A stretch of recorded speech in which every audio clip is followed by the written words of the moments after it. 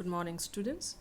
Class 11th का जो fifth chapter है the alien planet the green movement's role by Nani Palkhivala. ये एक चैप्टर है जो ग्रीनरी पे रिलेटेड है, ग्रीन मूवमेंट पे रिलेटेड है और अभी इसको अपन पढ़ेंगे एंड और समझेंगे. Notice these expressions in the text, infer their meaning from the context. A holistic and ecological view, sustainable development, languish, ignominious darkness, inter alia, decimated, catastrophic depletion, transcending concern. The following article was written by Nani Palkhiwala and published in the Indian Express on 24th November 1994. The issue that he raised regarding the declining health of the earth continue to have relevance. One cannot recall any moment in world history which has gripped the imagination of the entire human race so completely and so rapidly as the Green Movement, which started nearly 25 years ago. In 1972, the world's first nationwide Green Party was founded in New Zealand. Since then, the movement has not looked back. Okay अब ऐसा कोई भी पहले movement नहीं हुआ था जिसमें पूरी ह्यूमन रेस इन्वॉल्व हुई हो, मगर ऐसा एक मूवमेंट शुरू हुआ ग्रीन मूवमेंट जो 25 साल से चल रहा है. 1972 में शुरू हुआ था न्यूजीलैंड में और अभी तक वो चल रहा है. We have shifted one hopes irrevocably from the mechanistic view of holistic and ecological view of the world. It is a shift in human perception as revolutionary as that. अब यहाँ पर बताया है कि अपना जो अर्थ है वो होली है और उसकी इकोलॉजी बहुत रिच है. इकोलॉजी इज़ सारे प्लांट्स एनिमल्स सब एक दूसरे से जो रिलेटेड रहते हैं, सब एक दूसरे से एक दूसरे की हेल्प करते हैं आगे ग्रो करने में या जैसे भी, तो वो सब बहुत रिच है और वो इधर पर बताया गया है. Next page, page number 44. Introduced by Copernicus, who taught mankind in the 16th century that the Earth and the other planets revolving around the Sun. For the first time in human history, there is a growing worldwide consciousness that the Earth itself is a living organism, an enormous being of which we are parts. It has its own metabolic needs and vital processes which need to be respected and preserved. Okay. अब Copernicus ने ये idea दिया था, Mankind को बताया था कि अर्थ अपने आप में जो पूरे प्लैनेट्स हैं जो सन के अराउंड घूमते हैं उसमें से जो अर्थ है वो अपने आप में एक ऑर्गेनिज्म है, एक लिविंग ऑर्गेनिज्म है और वो जीवित है, ऐसा बताया है कॉपरनिकस ने. और उसका एक अलग मेटाबॉलिक नीड्स होती है, वाइटल प्रोसेसेस होते हैं जैसे ह्यूमन में होते हैं या एनिमल्स में होते हैं, और उसको रिस्पेक्ट करना, प्रिजर्व करना बहुत ज़रूरी है. और ये बात ज़रूरी इसलिए भी है क्योंकि अपन उसी पे रहते हैं, अपन अर्थ पे ही रहते हैं. अगर अर्थ को कुछ भी डिस्टर्बेंस अर्थ में आता है तो वो चीज़ें फिर प्रॉब्लम करती हैं और उससे ह्यूमंस को बहुत ज़्यादा प्रॉब्लम होती है. और ऐसी कोई जगह नहीं है जहाँ से अर्थ से अपन हट के किसी और मार्स, वीनस या कहीं और चले जाएं. तो इसी को अपन को प्रिजर्व करना ही है किसी भी हालत में, जिससे अपन तो अच्छे से रह सके, अपने आने वाली पीढ़ियाँ भी अच्छे से रह सके. Next paragraph. The earth's vital signs reveal a patient in declining health. We have begun to realise our ethical obligation to be good stewards of the planet and responsible trustees of the legacy to future generations. अब यही बताया है कि अपन को ये पता चल रहा है कि अर्थ की जो हेल्थ है वो डिक्लाइन हो रही है. जैसे किसी इंसान की हेल्थ डिक्लाइन होती है तो वो हॉस्पिटल जाता है, डॉक्टर को दिखाता है, दवाइयाँ लेता है और ठीक हो जाता है. बट यहाँ पर अर्थ डॉक्टर क्या नहीं जाएगा, यहाँ पर अर्थ के लिए अपन सब ही डॉक्टर हैं और अपन सबको ही मिल के सारी चीज़ें जो क्लाइमेट्स हैं, सारे जो एनवायरनमेंट है, सब कुछ को इतना अच्छा रखना है और इतने अच्छे से अर्थ की देखभाल करना है कि वो ठीक हो जाए, जिससे कि वो अपने लिए तो अच्छा बना ही रहे और जो फ्यूचर जनरेशन्स है उनके लिए भी ये सही रहे और आगे वाली पीढ़ियाँ भी यही काम करें उनके आगे वाली पीढ़ियों के लिए। तो ये चीज़ हमेशा मेंटेन करके अपन को चलना ही है। The concept of sustainable development was popularized in 1987 by the World Commission on Environment and Development.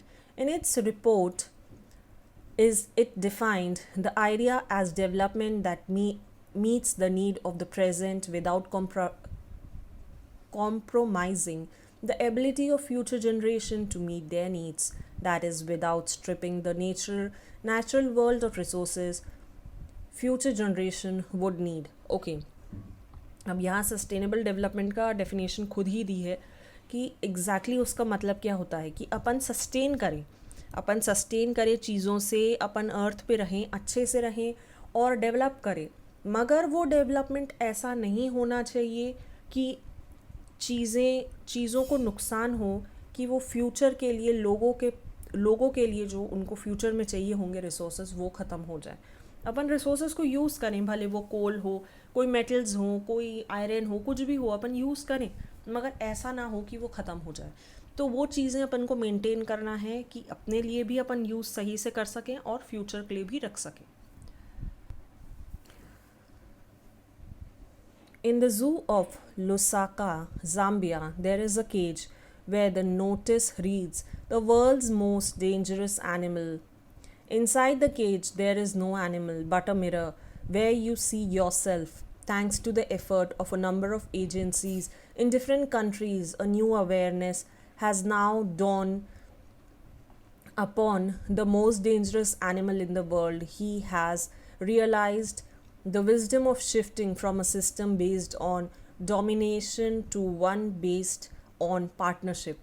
Okay, अब जाम्बिया का एक ज़ू है, उनने एक केज के बाहर लिखा है कि इधर सबसे डेंजरस एनिमल रहता है और उस केज के अंदर कोई एनिमल नहीं है बल्कि एक मिरर लगा हुआ है। जब आप उसके सामने से निकलते हो तो आप ही की रिफ्लेक्शन उसमें दिखती है, क्योंकि इंसान सबसे डेंजरस है। वो अर्थ को नुकसान पहुंचा रहा है, वो हर किसी को नुकसान पहुंचाता है और इसीलिए उसको डेंजरस बोला गया है।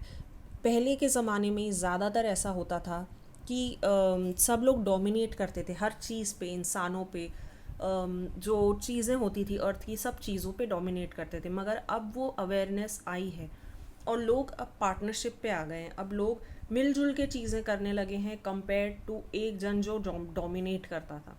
तो वो चीज़ एक अच्छी है, उस वजह से कुछ चीज़ें इम्प्रूव हो रही हैं। Scientists have catalogued about 1.4 million living species with which mankind shares the earth.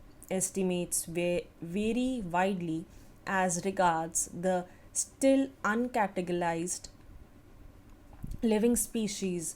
Biologists reckon about 3 to 100 million other living species still languish unnamed in ignominious darkness.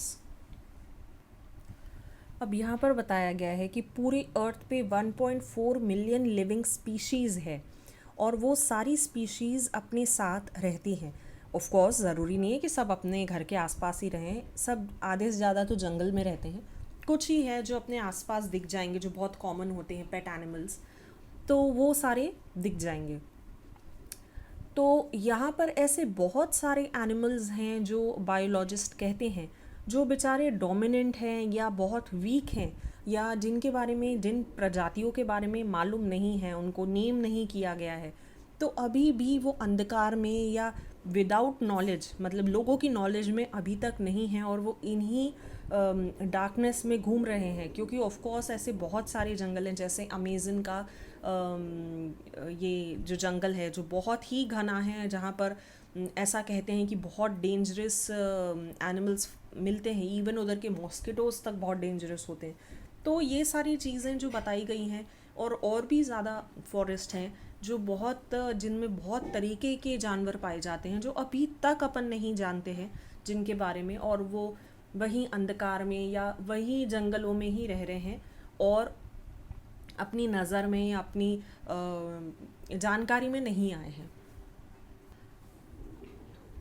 One of the early international commissions which dealt inter alia with the question of ecology and environment was the Brandt Commission, which has a distinguished Indian as one of its member, Mr. L.K. Jha. The first branded report raised the question: are we to leave our successors a scorched planet of advancing deserts, improvised landscape, and alien environment?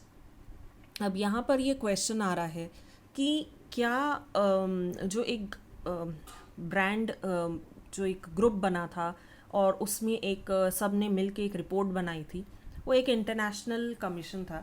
उसमें बोला था कि क्या अपन अपने जो आने वाली पीढ़ियां हैं उनको ऐसा अपन उनको देश ऐसा अपन उनको प्लानट देंगे जो बिल्कुल ही परेशान हैं, जो जिनमें सब कुछ दिक्कतें हैं, डेजर्ट्स हैं, या अपन उनको अच्छा देना चाहते हैं कि सब कुछ बहुत ही सुंदर और सब कुछ बहुत अच्छा है. अपन एक्चुअल में क्या चाहते हैं और ऐसा मतलब अपन क्या कर सकते हैं कि चीज़ें सब अच्छी हो.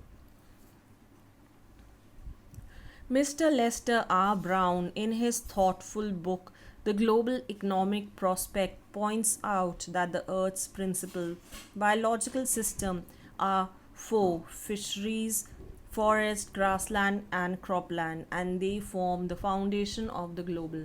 Okay, इधर पर एक मिस्टर ब्राउन है जिनने द ग्लोबल इकोनॉमिक प्रॉस्पेक्ट निकाला था, जिसमें बताया गया है कि बायोलॉजिकल सिस्टम 4 तरीके के होते हैं. फिशरीज़ होते हैं, फॉरेस्ट, ग्रासलैंड, क्रॉपलैंड. फिशरीज़ आपको पता है जिसमें फिशेज़ रहती हैं, पानी. फॉरेस्ट आपको पता है जंगल. ग्रासलैंड जो होता है जो प्लेन लैंड्स होते हैं जिसमें थोड़ी थोड़ी ग्रास होती है. और क्रॉपलैंड वो होते हैं जहाँ पर खेत होते हैं, जहाँ पर अपन लोग के लिए फल के पेड़ और खाने की चीज़ें लगाई जाती हैं. तो ये 4 मेन फाउंडेशन है ग्लोबल इकोनॉमिक सिस्टम के.